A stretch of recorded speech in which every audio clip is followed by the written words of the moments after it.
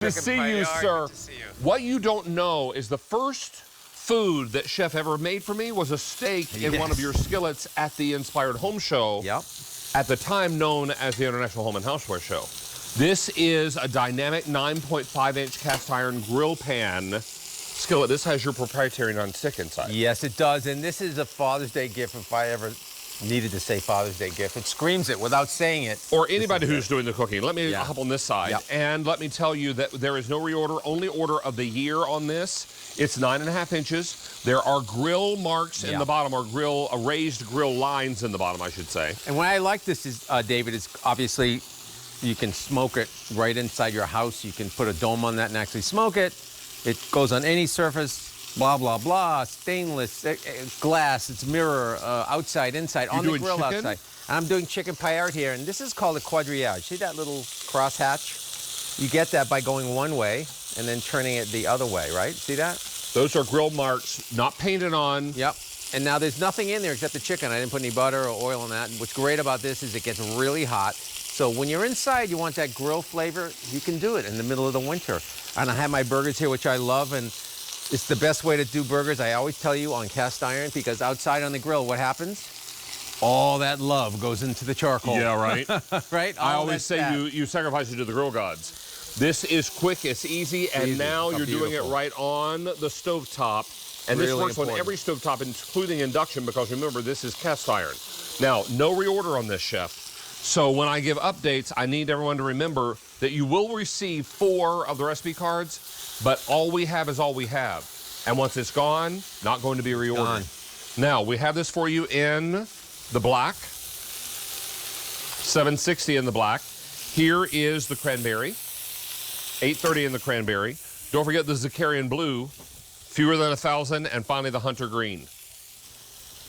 800. These are going very quickly. Only order of the year, sale priced, and perfect for all the things that you're making. Now, you're doing vegetables, chicken, and burgers, but you also have a steak. I have a steak. See, this is a ribeye. So normally you'd have a real thick steak, and then later in the show, I'll show you how to cook a thick steak. But sometimes a thin steak is enough with a salad. So this is like a steak paillard, or if I breaded this, it'd be like a chicken fried steak, right? You know what I'm talking about. You say only salt, right? Only salt. Don't put pepper. Pepper burns, right?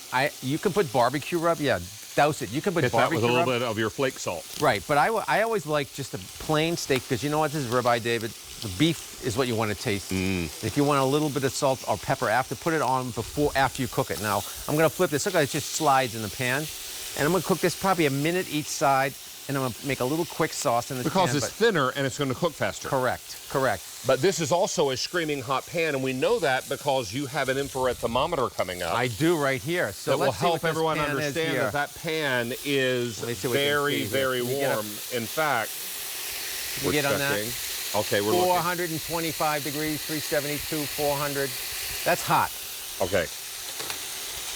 Probably cooled down a little bit because you turned it over. I did, but it's we're gonna have that. And look at these paillards. Like, I've cooked these with no butter, no oil. Not that there's anything wrong with that, but my pan is ready to go for the next. That could be barbecue chicken. Correct.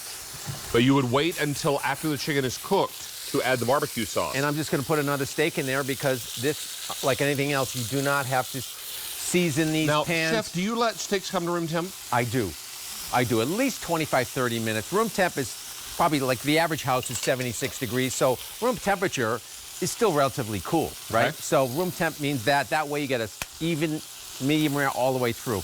And if you have not thought yet about grilling vegetables, I hope you will rethink your plan for the summer, because they are lovely. The little bit of sugar caramelizes on top, you get great grill marks.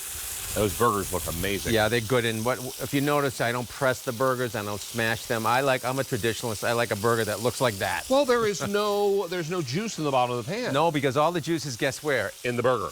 Which is supposed to be. Now, if you mash it on top of a grill, which a lot of amateurs out there, weekenders, they get out there with a beer, they start playing with the burgers, smashing it, and all these flames come up. But guess what? That burger's dry. And you don't want a dry burger. This way, all that juice, that lovely juice, there's nothing in the pan. It's in the burger. If you don't yet have a grill pan, let me highly encourage you to pick this up, because there's no reorder on this. This is our only order of the year, and we have it in colors, at least right now. Chef, you're taking that steak right out of the pan. I'm taking the steak in the pan. I'm going to make a little beautiful sauce here.